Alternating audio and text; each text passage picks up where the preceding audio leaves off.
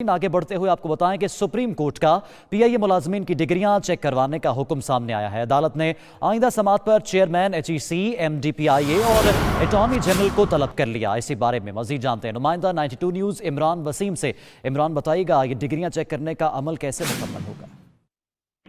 जी बिल्कुल, ये मुदस्सर नामी एक दरखास्त गुजार हैं जिन्होंने सुप्रीम कोर्ट में दरखास्त दायर कर रखी है कि जो पीआईए के मुलाजमीन हैं उन्होंने आज़ाद कश्मीर की एक निजी यूनिवर्सिटी है वहाँ से डिग्रियां, तालीमी इसनाद हासिल कर रखी हैं और इसी तालीमी इसनाद की बुनियाद के ऊपर जो है इन्होंने महकमाना जो प्रमोशन है वो भी हासिल की। और ये दरखास्त गुजार की जानिब से इल्ज़ाम लगाया गया है कि पीआईए मुलाजमीन कभी जो है इस यूनिवर्सिटी में अमली तालीम के लिए जो है वो कभी नहीं गए।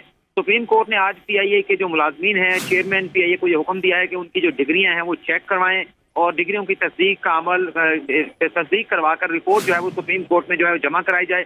आइंदा समात पर सुप्रीम कोर्ट ने चेयरमैन एचईसी, एमडीपीआईए और अटॉर्नी जनरल को तलब कर लिया है। अदालती हुक्मनामे में ये कहा गया है कि जो आज़ाद कश्मीर की निजी यूनिवर्सिटी है महज दिखावे के लिए है।